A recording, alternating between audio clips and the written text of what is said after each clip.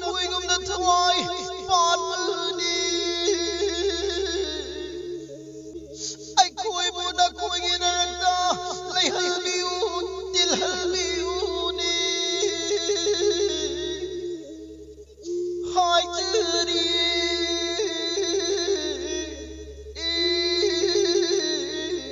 na koi da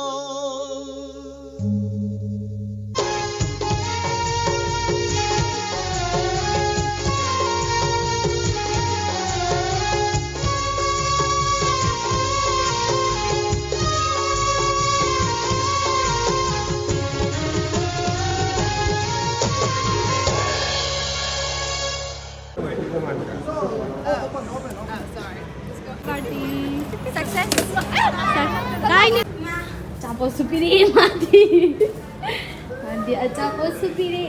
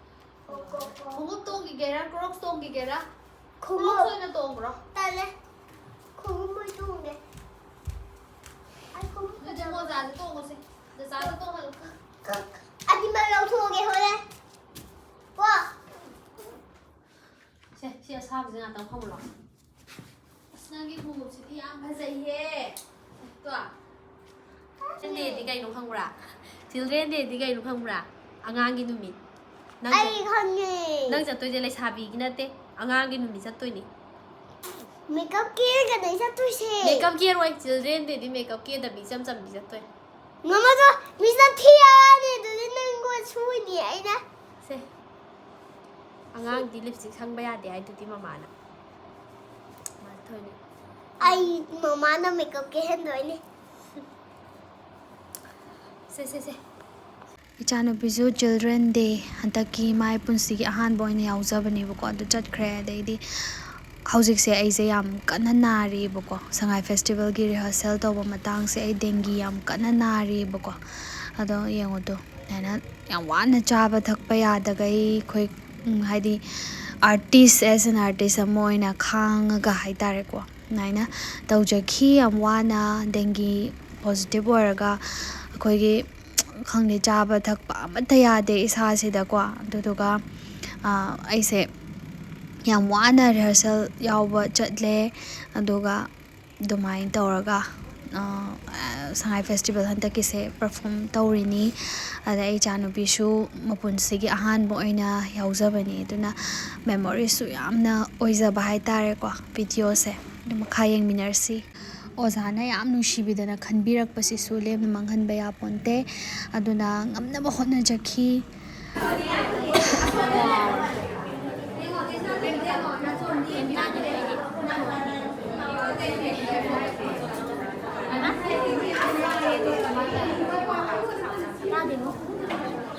Wow, mình chèn đấy. Mình chèn rất xiên đấy. Ai thực tiêm xiên vậy? Giải bà. Giải bà. Giải bà. Trông ra rồi. Thật chứ. Trông ra đâu rồi? Tao nó mi kia đi. Mama 저거 살게.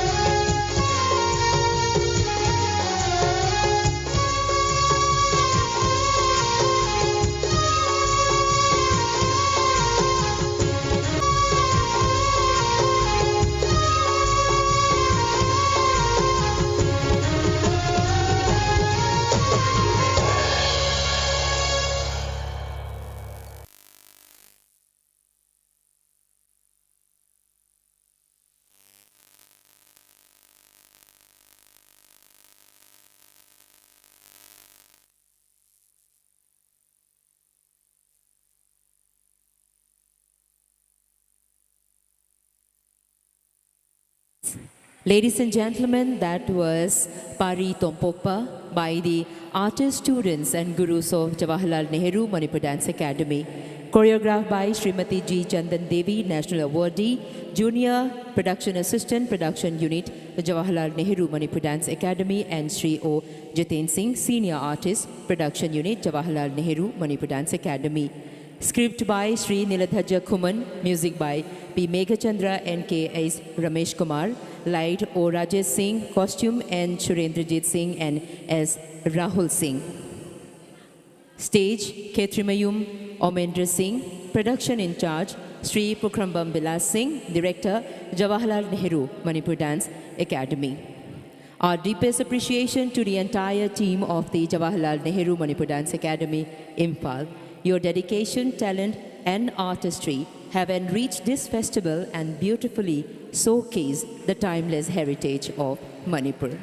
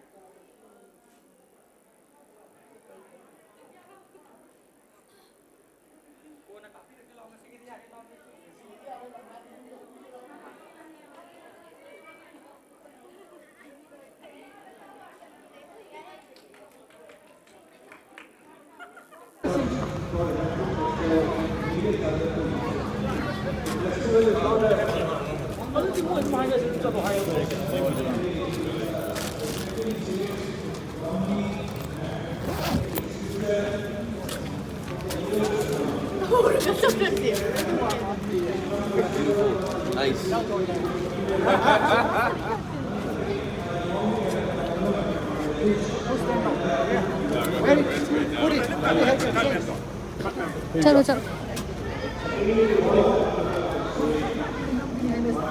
यारबा दाना तैयार रहा काफी के तो ए इचाने तुम हाँ ला काफी के A baby sign is here. Hi, baby. Let's go. Want a picture with us? Huh? Can we get a picture of you, right? Let me go. Okay. Yeah, you gotta wear the ears. There we go. I don't want to wear their ears. You have to wear the No. ears. You don't get the Lord.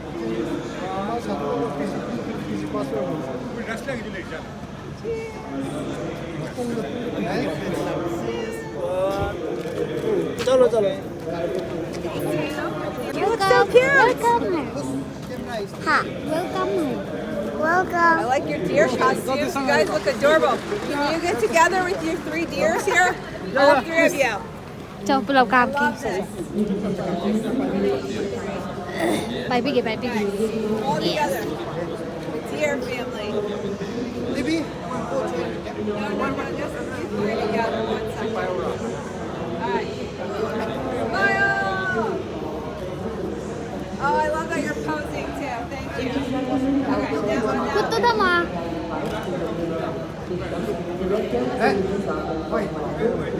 Oh, sorry. Let's go ahead. अच्छा उधर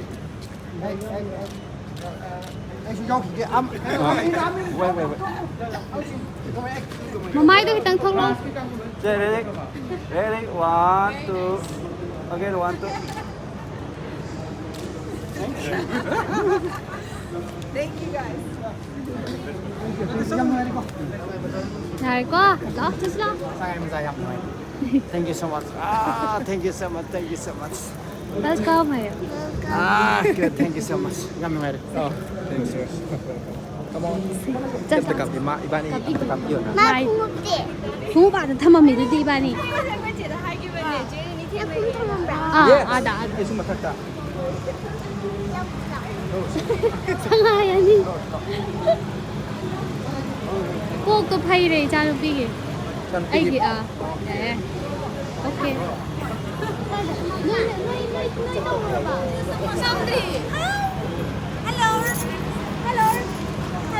Welcome back.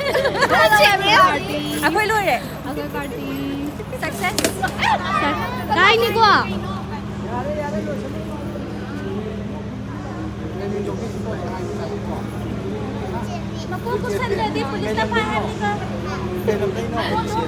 cây lầm đấy nó khurai hôn gay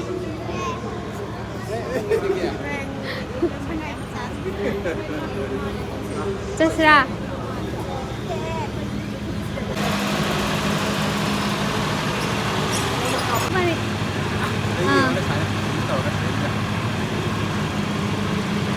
layu ka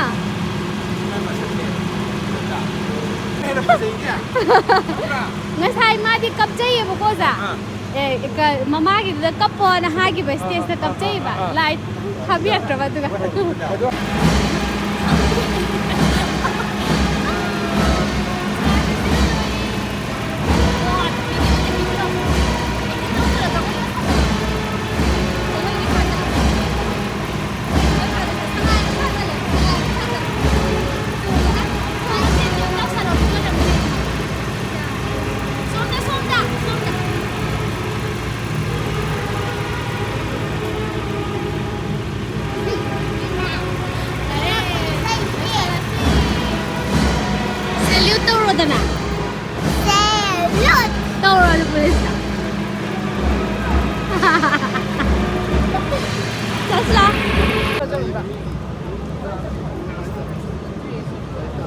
Taurada, que merda.